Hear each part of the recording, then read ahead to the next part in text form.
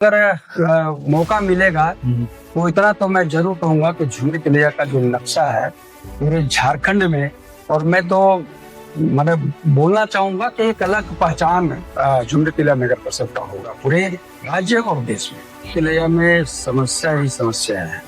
एक तो जो योजना बनता है, चाहे वो उस पर हम नहीं ज्यादा कमेंट्स करेंगे, जो योजना बनता है लगता है विजन को रख के योजना नहीं बनता। सड़कें संकीर्ण हैं, नालियां की जो व्यवस्था है वो उचित नहीं है, नाले अतिक्रमण से माने अतिक्रमण कर लिया गया है, कोई देखने वाला नहीं है। और आवागमन का जो कभी सबसे बड़ा जो समस्या है। और दूसरा चीज है कि पानी की जो व्यवस्था झुमरी तिलैया में रहनी चाहिए वो भी व्यवस्था नहीं हो पा रहा है और अभी तक नहीं हुआ है। चंद वार्डों में ही पानी का सप्लाई है, बाकी वार्ड पानी से लाभान्वित नहीं है। और तीसरा चीज हम जो बताएंगे कि यह झुमरी तिलैया इधर विगत जब से प्लांट यहाँ बैठा हुआ है जी, तो लाइन का बहुत विकट समस्या है झुमरी तिलैया। तो अगर जनता मौका देती है तो हम तो भाई 200% प्रयास करेंगे कि काम अच्छा हो और झुमरी तिलैया का लोग ये नहीं कहे कि जिस प्रतिनिधि को हमने चुना है तो भाई ये इस ढंग का समस्या से निजात दिलाना मेरा पहला प्राथमिकता होगा। कि झुमरी तिलैया शहर है वो एक्सपेंड नहीं कर रहा है, महाराणा प्रताप चौक से सुभाष चौक तक ही सीमित रह गया है। तो जब आपको मौका मिलेगा तो क्या विजन होगा, क्या इंफ्रास्ट्रक्चर में काम करेंगे कि जो शहर है झुमरी तिलैया सदियों से वही देखा जा रहा है वो एक्सपेंड करे और बड़ा हो। देखिए हम तो एक ही चीज बोले कि भाई बहुत अच्छा खिलाड़ी हैं, ग्राउंड के बाहर है, मौका अगर पब्लिक देगी तो पब्लिक गर्व करेगी, सर उनका सम्मान से ऊंचा होगा, सर शर्म से नहीं झुकने दें। कुछ रैपिड फायर के तौर पे पूछेंगे हम, किन्हीं एक जनप्रतिनिधि का नाम लेंगे, एक वर्ड में आप उनका जवाब देना है कि वो कोडरमा की सांसद हैं और केंद्रीय मंत्री अन्नपूर्णा देवी, कैसे देखते हैं उन्हें, क्या कुछ कहेंगे अपने? अच्छी महिला है, अच्छी महिला है, कोडरमा के लिए काम अच्छा कर रही है, करना चाहिए। विनोद सिंह, उसके बारे में क्या कहेंगे? वो भी लोकसभा। विनोद सिंह अच्छे आदमी हैं, काम करने वाले आदमी, ईमानदार आदमी हैं। मंत्री अभी वर्तमान में विधायक हैं डॉक्टर नीरा यादव जी, उनके बारे में क्या कुछ कहें? भाई तो ये लोग तो उससे पूछना चाहिए, वो विधायक हैं तो उनसे पूछना चाहिए कि भाई आप 3 टर्म्स रहे, अगला 4 टर्म्स रहा, आपका क्या उपलब्धि रहा। ये प्रसाद यादव जी, उनके बारे में क्या सोच? देखिए उनके बारे में क्या बोलेंगे, अपना चुनाव लड़ रहे हैं, आरजेडी के उम्मीदवार थे, अच्छा वोट लाए। शालिनी गुप्ता जी, उनके बारे में क्या ख्याल है आपके? अच्छा प्रयास था, अच्छा किया उन्होंने, निर्दलीय होके अच्छा वोट लाया। ये तो एक बात कही कि हम लोग जब आप उपचुनाव लड़ रहे थे तो आप 613 वोट से या समथिंग कुछ से चुनाव जीत गए थे, फिर उस दिन क्या हुआ था अगर आप बताना चाहें? बताना चाहते हैं सुन लीजिए। तो हम 622 वोट से हम जीत गए, काउंटिंग बंद हो गई, सबों को बधाई दी, अंदर में मिठाई हम लोग खाने लगे। फोन किनका आया सबको पता है। अच्छा। फोन आया तो हमको डीसी साहब बोले कि भाई बाहर चले जाइए, हम बाहर आ गए। तो बाहर आ गए तो भाई हम बोले कि सर्टिफिकेट देगा, तो वही लोग बोला कि नहीं 139 वोट से वो फलना जीत गया। तो हमने कहा कि भाई अगर ये आप तो गलत कर रहे हैं, आप तो फिर इसको बताइए, फिर कोई काउंटिंग कराइए। वो लोग तैयार नहीं हुआ।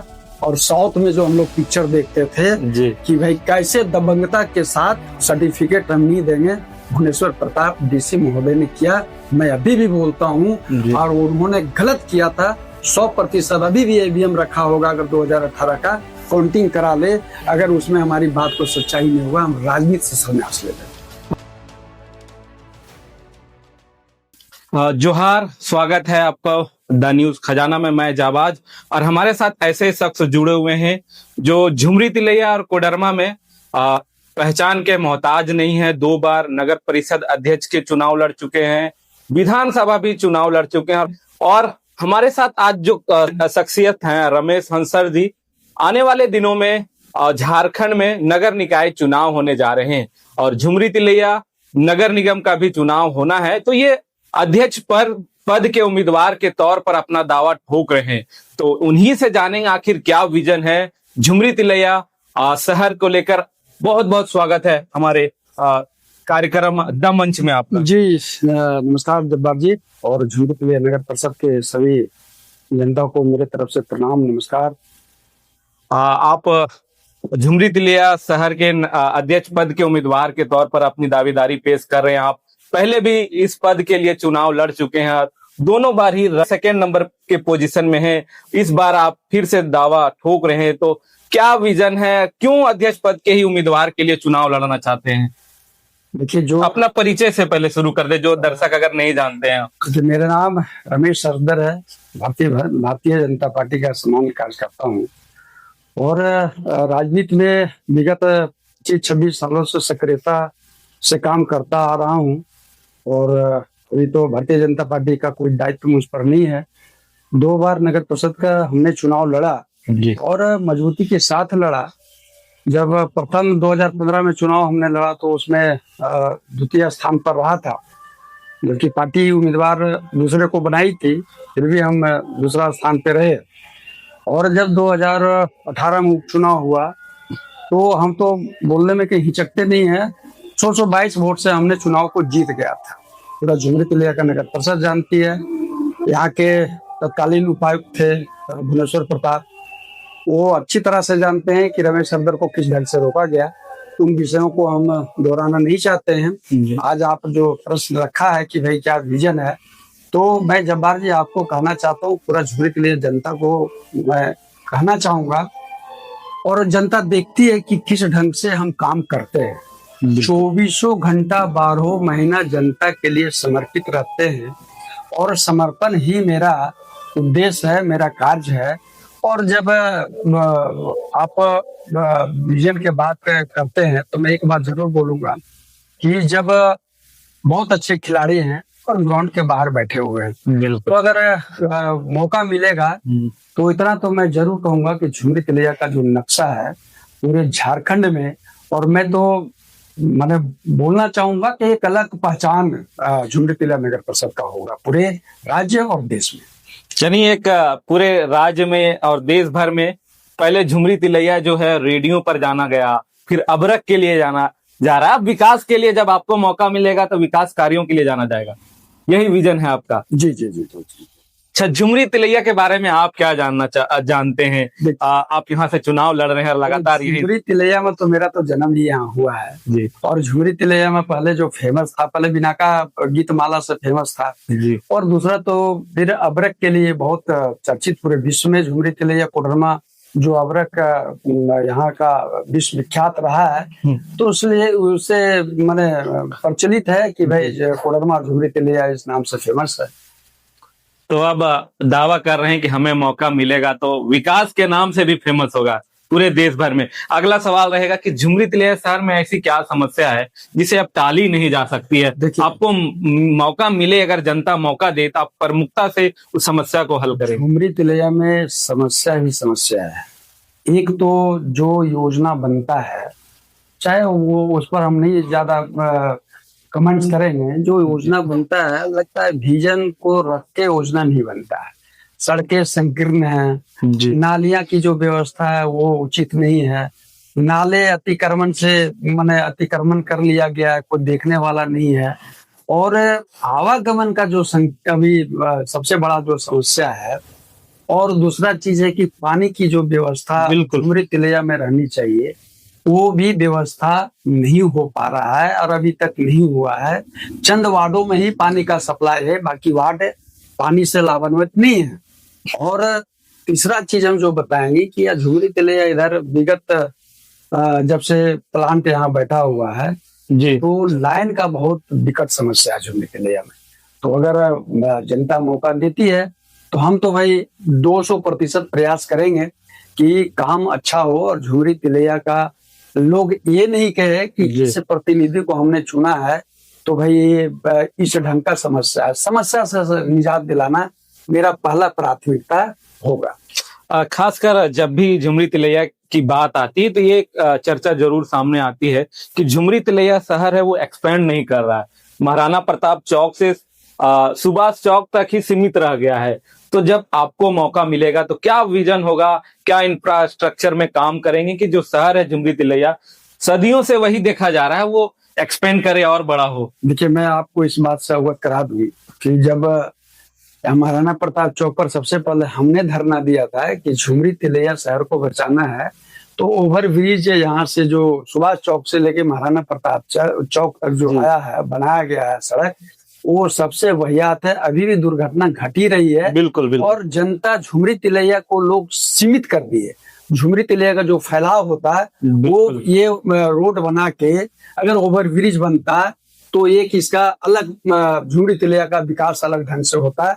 तो वहां विरोध करने के बावजूद भी लोग जो ऊंचे पद पे थे वो ध्यान नहीं दिए, जिसे संकीर्ण झुमरी तिलैया थोड़ा छोटा सिमट गया है। और अगर आए तो भविष्य में बहुत तरह का उपाय है और बहुत तरह का इस तरह का योजना आता है, तो प्रयास रहेगा कि झुमरी तिलैया के एक अलग ढंग से विकास किया जाए।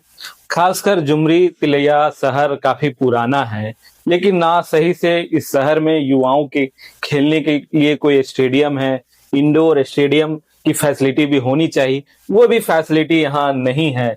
और खासकर जगह जगह पार्क भी बनता है, लेकिन जो पार्क का निर्माण है उसकी हालात आप भी देख रहे होंगे, उसका विकास भी नहीं हो पा रहा है। तो क्या कुछ कहेंगे? देखिए, इसमें एक ही चीज बोलेंगे कि भाई विजन नहीं है।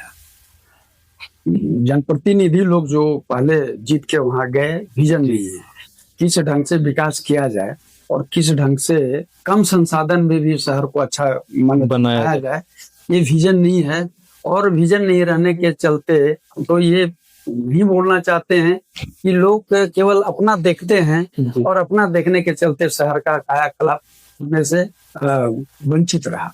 तो क्या लग रहा है कि आपको अगर जनता मौका देती है, झुमरी तिलैया की जनता, तो क्या आप युवाओं के लिए कोई इंडोर स्टेडियम और एक बेहतर स्टेडियम बनाएं, ताकि वहां जो आजकल देख रहे होंगे कि कोडरमा के जो युवा हैं लगातार खेलों में बेहतर प्रदर्शन कर रहे हैं और मेडल जीत के आ रहे हैं, क्या आप आश्वासन देते हैं जनता? नहीं, आश्वासन का फुल आश्वासन रहेगा। जब यहाँ से झुमरी तिलैया शहर जो है पूरे कोडरमा जिला या पूरे झारखंड का एक माने मिनी राजधानी बोल सकते हैं झुमरी तिलैया कोडरमा जंक्शन को।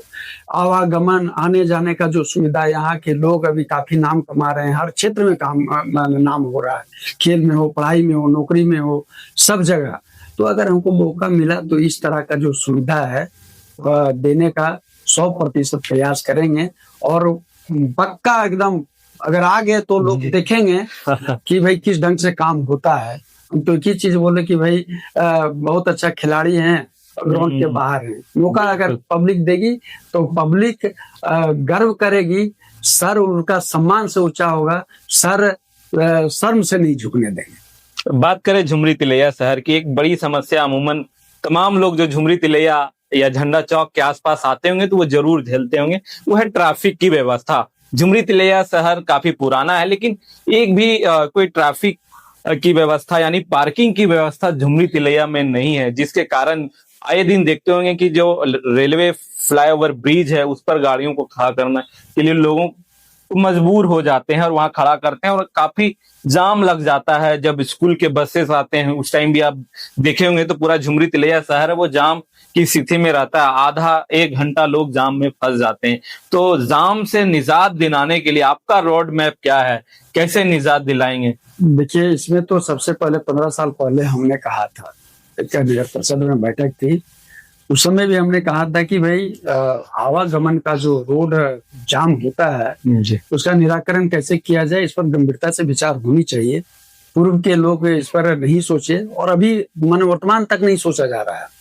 ऐसा नहीं कि जगह नहीं है, थोड़ा विल पावर का कमी है लोगों में कि भाई हम अगर ऐसा करेंगे तो ऐसा होगा। काम करना चाहिए, अगर कुछ अच्छा काम करेंगे तो कुछ लोग नाराज भी हो गए, कुछ लोग माने खुशी भी होते हैं। तो वो अगर ध्यान देंगे तो आप काम नहीं कर सकेंगे। काम के लिए किसी को तो कुछ करना पड़ेगा।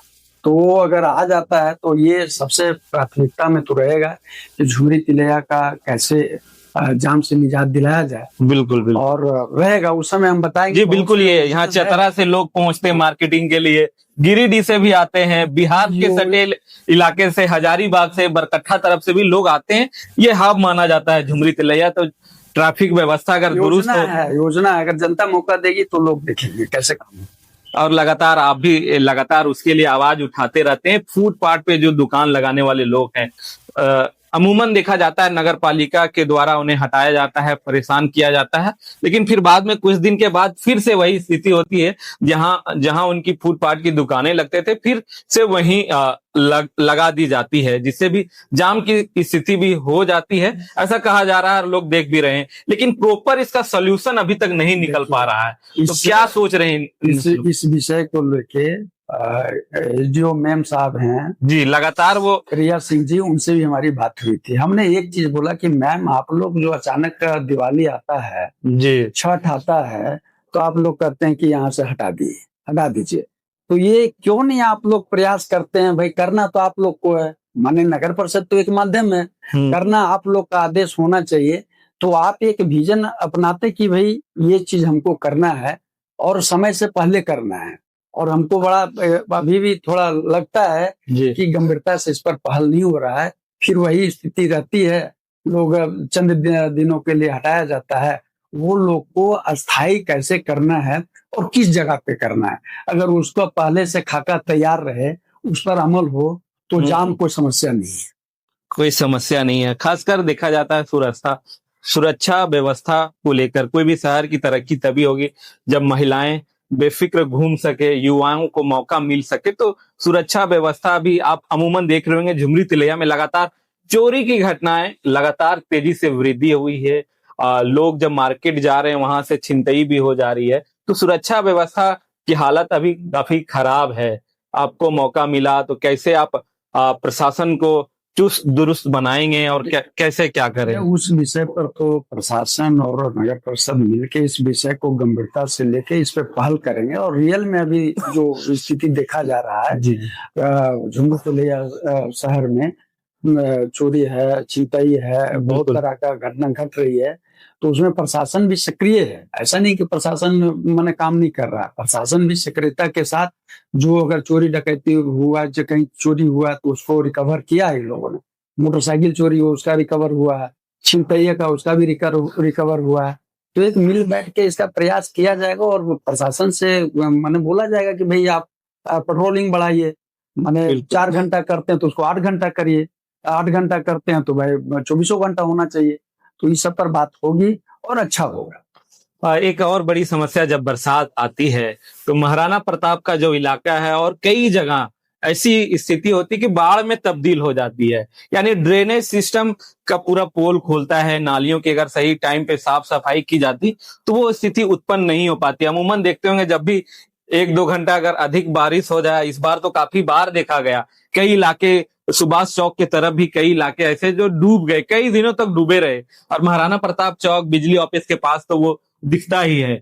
उसके लिए क्या लगता है, किसकी खामियां हैं, क्या लग रहा है? देखिए खामियां तो ये लोग, हम तो बोले कि विजन को रख के काम नहीं हुआ है झुमरी तिलैया नगर परिषद में, बोलने उनको कोई कोताही नहीं है जी। और बरसात आता है तो इस तरह का समस्या जनता को झेलना पड़ता है। और ये समस्या को कैसे दूर किया जाए, अभी तक इस पर गंभीरता से पहल नहीं हो रहा है नगर परिषद से। और कई जगह जो नाला है जी, नाला का जो चौड़ाई था, सरकारी नाला था, उसको लोग अतिक्रमण भी बहुत अतिक्रमण घर तक बना लिए हैं। और उस पर बहुत जगह हम तो देखने में आया है कि भाई नाला को अतिक्रमण करके उस पर गाड़ी रख रहे हैं, तो पार्किंग बना दिए हैं। तो ये सब नगर परिषद को भी देखना चाहिए था और प्रशासन भी अपना सक्रियता के साथ इस पर कैसे हो, तो एक रोड मैप तो बनाना पड़ेगा। रोड मैप आप बना के रखे हैं? जी सब है, वो अभी हम नहीं बोलेंगे, लेकिन आप देखिएगा एक साल, जब आपको मौका मिलेगा तो वो दिखे। एक साल अंदर आते आते बहुत परिवर्तन होगा झुमरी तिलैया में। और ऐसा परिवर्तन हुआ कि लोग कहेंगे कि आदमी को बहुत पहले आना चाहिए था। भ्रष्टाचार भी एक बड़ी समस्या देखी गई है। नगर निगम के ऑफिस के कार्यालयों तक भ्रष्टाचार हुए हैं, एसीबी की भी कार्रवाई हुई है। तो भ्रष्टाचार जीरो टॉलरेंस कैसे आपके टाइम में अगर आपको मौका मिला तो कैसे करेंगे, कैसे लागू करेंगे? भ्रष्टाचार तो एक ऐसा समस्या है जी कि इस समस्या से पूरे विश्व ग्रसित है। बिल्कुल। ये भारत और नगर परिषद का बात नहीं है, लेकिन मैं कहता हूं कि अगर आप ईमानदार रहेंगे तो आपके पदाधिकारी भी ईमानदार रहेंगे, ईमानदारी से पूर्वक काम करेंगे, तो उसका हिम्मत नहीं है कि किसी तरह का भ्रष्टाचार में उनका नाम आवे और लिप्त रहे। तो आप अगर कैप्टन ठीक हो तो टीम भी ठीक रहता है और खेल भी जीता जाता है। बिल्कुल। तो कैप्टन अगर सही रहा तो भ्रष्टाचार कोई मुद्दा नहीं बन पाएगा, हमको ऐसा लगता है। और हमने कई पदों पर रहा है तो वो हम करके दिखाया है। सितारा में हम और सचिव बनाया गया था तो 3 एकड़ 44 जिसमें जमीन थी जो आज तक कोई कब्जा नहीं कर सका। भले हमको वोट उसका खमियाजा हमको भुगतना पड़ा, लेकिन हमने करके दिखाया। जिस उद्देश्य से हमको सचिव बनाया गया तो उसका हम पूरा किए। तो यहाँ भी अगर आने के बाद एकदम जनता तो खुश रहेगी। खुश रहेगी। एक समस्या आप खुद भी झेल रहे होंगे कि बिजली की समस्या तो है ही है, लेकिन जो पानी मिलना चाहिए पीने के लिए, गर्मियों के दिनों में कई बोरिंग कुएं सूख जाते हैं तो लोगों की परेशानियों का सामना करना पड़ता है। सही से पानी नहीं, सप्लाई वाटर जो आता है वो एक दिन आता है तो 2 दिन गायब हो जाता है। तो उस समस्या का समाधान प्रॉपर क्या देख पा रहे हैं? उसके तो पूर्व में भी बहुत से अध्यक्ष रहे हैं और पता नहीं कैसे काम किए। ये जैसे आप अगर बिजली विभाग को फोन करेंगे तो वो कहेगा कि पीएचडी का गलती है। पीएचडी को फोन करेंगे एक तो दूसरे का कि डाल दे रहे उर्मा का दिक्कत है। और आज से नहीं, ये 25 साल 20 साल से हम सुनते आ रहे हैं। जी जी। तो ये सब जो समस्या जो आप जनता को सुनना पड़ता है, मेरे आने से ये सब समस्या सुनने के लिए जरूरत का जगह नहीं है, मौका तो नहीं देंगे। और काम और पानी अब समय आने दीजिए, मैं बताऊंगा काम कैसे होता है और पानी कैसे मिलता है 24 घंटा लोगों को। झुमरी तिलैया में एक क्षेत्र है बिरहोर समाज, प्रिमिटिव ट्राइब्स के भी लोग रहते हैं, खासकर वो मेन स्ट्रीम से काफी दूर रहते हैं। उनके लिए क्या प्राथमिकता होगी? वो अगर आपका वीडियो देख रहे हैं उनके लिए क्या कुछ कहेंगे आप? देखिए, वो लोग के लिए तो बहुत सा सरकारी योजना है जी, और सरकारी योजना के वो लोग को बहुत माने योजना के बारे में जानकारी नहीं है। और हमको लगता है बहुत से प्रतिनिधि उन लोग से संपर्क भी नहीं करते हैं, उन लोग को अवगत भी नहीं कराते हैं कि भाई आपको सरकार की ओर से ये लाभ है।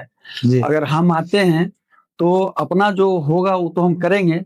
सरकार की ओर से जो प्राथमिकता उन लोग को दिया गया है योजना में, उसका लाभ वो लोग को 100% मिलेगा। मैं ये तो जरूर करूंगा और वैसे लोगों के लिए करना भी चाहिए। और जगह मिलेगा तो वो लोग भी देखेंगे कि भाई कैसे हम लोग को लाभ मिला। और मार्गदर्शक एक होता है भाई, बताने वाले लोगों को बहुत से लोग बताना नहीं चाहते हैं कि क्या क्या योजना सरकार का है। तमाम समस्याओं पे तो हम लोगों ने चर्चा कर लिया, लेकिन एक और समस्या है कि कोडरमा झुमरी तिलैया में रोजगार की भी एक बड़ी समस्या है। तो रोजगार के लिए आपको आप क्या विजन है कि कैसे झुमरी तिलैया में ही लोग रहकर रोजगार लें और अपना जीवन यापन जो है बेहतर तरीके से चला सकें? ये रोजगार की बात आती है तो मैं तो जरूर कहूंगा कि मायका को सरकार से कहकर इसका पुनर्जीवित किया जाए। और मायका ये कि हाँ स्कोप है और था भी। मायका से हमको लगता है 80% लोगों का घर चलता था। तो प्रयास रहेगा, मेरा प्रयास रहेगा कि भाई इसको इम्प्लीमेंट किया जाए। और अब उस समय हम कितना सफल हो सकते हैं वो तो समय बताएगा, लेकिन हमारा प्रयास रहेगा कि लोगों को रोजगार, मायका के अलावा भी छोटा छोटा कुटीर उद्योग बहुत तरह का सरकार का योजना है, सरकार हम लोग को बताएगी तो उसका लाभ जनता को देंगे। चलिए, हम लोग तो नगर निगम क्षेत्र के मुद्दों से जुड़े हम लोगों ने सवाल किया है। कुछ रैपिड फायर के तौर पे पूछेंगे हम, किन्हीं एक जनप्रतिनिधि का नाम लेंगे, एक वर्ड में आप उनका जवाब देना है कि वो कैसे हैं, क्या है। सबसे पहले हम शुरुआत करेंगे जो कोडरमा की सांसद हैं और केंद्रीय मंत्री अन्नपूर्णा देवी, कैसे देखते हैं उन्हें, क्या कुछ कहेंगे अपने? अच्छी महिला है। अच्छी महिला है, कोडरमा के लिए काम अच्छा कर रही है। करना चाहिए। अभी हो रहा है बेहतर? बेहतर तो भाई देख रहे हैं, ट्रेन का आवागमन वगैरह जो चल रहा है वो तो हो ही रहा है, वो लोग तो कर ही रही है। अच्छा, उसके प्रतिद्वंदी रहे थे विनोद सिंह, उसके बारे में क्या कहेंगे? वो भी लोकसभा। विनोद सिंह अच्छे आदमी हैं, काम करने वाले आदमी, ईमानदार आदमी है, अच्छे व्यक्तित्व के आदमी हैं और मृदुभाषी आदमी हैं। और कई बार उन्होंने विधानसभा में अपना प्रतिनिधित्व साबित किया है। मिला के बहुत अच्छे आदमी हैं। इन लोगों को मौका मिलना चाहिए आगे, और मौका मिलेगा तो करेंगे।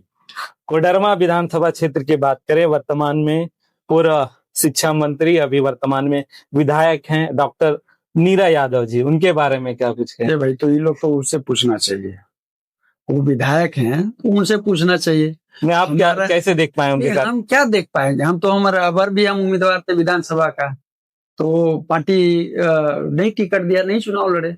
अब जो आदमी कुर्सी पर बैठा हुआ है, तो आप लोग से भी आग्रह है, सब पत्रकारों से, कि उनसे जाके पूछना चाहिए कि भाई आप 3 टर्म्स रहे, अगला 4 टर्म्स रहा, आपका क्या उपलब्धि रहा, ये जाना चाहिए जनता के बीच में, उनको भी बताना चाहिए कि हमने क्या किया। अच्छा, एक और उम्मीदवार थे आरजेडी से, सुभाष प्रसाद यादव जी, उनके बारे में क्या सोच? देखिए उनके बारे में क्या बोलेंगे, अपना चुनाव लड़ रहे हैं, आरजेडी उम्मीदवार थे, अच्छा वोट लाए। एक और निर्दलीय उम्मीदवार थी शालिनी गुप्ता जी, उनके बारे में क्या ख्याल है आपके? अच्छा प्रयास था, अच्छा किया उन्होंने, निर्दलीय होके अच्छा वोट लाया, और जनता का समर्थन तो मिला ही। जनता का समर्थन मिला है। अगर नगर परिषद क्षेत्र की बात करें तो आपके हिसाब से बेहतर अध्यक्ष झुमरी तिलैया का अभी तक कौन रहा है? नंदलाल यादव चेयरमैन थे पूर्व में, जी मेरे चाचा हैं, और बहुत बेहतर ढंग से उन्होंने काम किया, जी, वो हमारे नजर में वही अच्छे किया। वही है। प्रकाश जी थे पिछले बार चेयरमैन, उनके कार्यकाल के बारे में आप क्या? नहीं, उनके कार्यकाल कुछ नहीं, सुनने आप हमसे क्या, पब्लिक से पूछिए, चलिए तो, उपलब्धि पूछिए उनसे।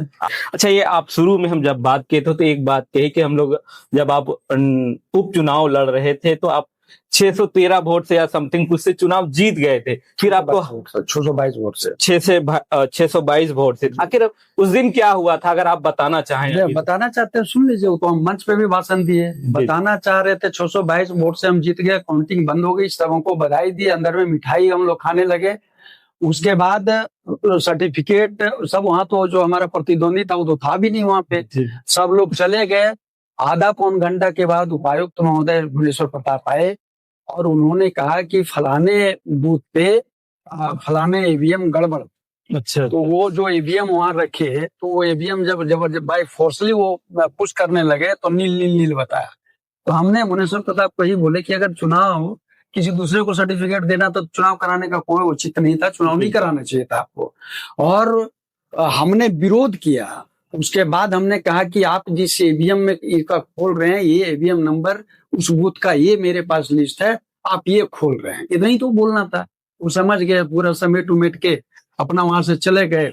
1 घंटा 1.5 घंटा वहां बाजार समिति का सचिव थे, उसके ऑफिस में हमको 1 घंटा रखा गया। 1 घंटा के बाद बाहर से झारखंड से वहां से फोन आया। फोन किनका आया सबको पता है। अच्छा, फोन आया तो हमको डीसी साहब बोले कि भाई बाहर चले जाइए। हम बाहर आ गए, तो भाई हम बोले कि सर्टिफिकेट देगा, तो वही लोग बोला कि नहीं 139 वोट से वो फलना जीत गया।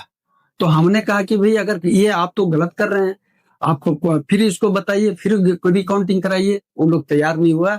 और साउथ में जो हम लोग पिक्चर देखते थे जी कि भाई कैसे दबंगता के साथ सर्टिफिकेट हम नहीं देंगे, भुवनेश्वर प्रताप डीसी महोदय ने किया। मैं अभी भी बोलता हूँ, और उन्होंने गलत किया था। 100% अभी भी ईवीएम रखा होगा, अगर 2018 का काउंटिंग करा ले, अगर उसमें हमारी बात को सच्चाई नहीं होगा, हम राजनीति से संन्यास ले लेंगे। बड़ा दावा कर रहे हैं। उस टाइम काफी चर्चा भी हुई थी इन सब चीजों की। चलिए आपने बात रखी, आखिर में आप झुमरी तिलैया जनता को क्या मैसेज देना चाहेंगे? जनता को हम यही कहेंगे कि भाई आप लोग किसी भेदभाव, किसी के बहकावे में नहीं आवे। आप लोग क्वालिटी चुनिए, क्वांटिटी में नहीं जाइए। और आपके समझ 25 साल से ईमानदारी पूर्वक हम राजनीति करते आ रहे हैं। अगर एक भी दाग रमेश हृदय पर किसी तरह का रहे, या एक भी दाग कोई साबित करे, जनता के लिए समर्पित रहने वाला आदमी, सभी वर्गों के लिए, सभी समुदाय के लिए खड़ा रहने वाला आदमी को चुनिए। और किसी के बहकावे में न आकर, किसी से प्रेरित होकर, दुर्भावना से ग्रसित होकर वोट ना करें। अगर अच्छा हम नहीं लगे तो हमको आप बोल सकते हैं कि नहीं, इस व्यक्ति को वोट नहीं देना है। क्वालिटी पर देखिए, क्वांटिटी पर नहीं चुनाव। बहुत बहुत शुक्रिया अपना बहुमूल्य टाइम देने के लिए। तो आप भी अपनी प्रतिक्रिया जरूर दें, और नेक्स्ट किसका इंटरव्यू लेना है, और क्या कुछ झुमरी तिलैया शहर के सवाल हैं, जो मुद्दे हैं, जो इस चुनाव में भी उठने चाहिए, और जो काम अभी तक नहीं हो पाया, वो भी अगर आप अपना सजेशन देना चाहते हैं तो कमेंट बॉक्स में अपनी प्रतिक्रिया जरूर दें। और इनके विचार पे आप क्या प्रतिक्रिया देते हैं वो भी जरूर दें, और वीडियो को ज्यादा से ज्यादा शेयर करें ताकि झुमरी तिलैया के लोगों तक पूरा ये वीडियो पहुंच जाए। फिर अधिमंच के अगले शो में नए लोगों के साथ फिर जुड़ेंगे। तब तक के लिए देखते रहिए द न्यूज खजाना। जोहार। बहुत बहुत धन्यवाद।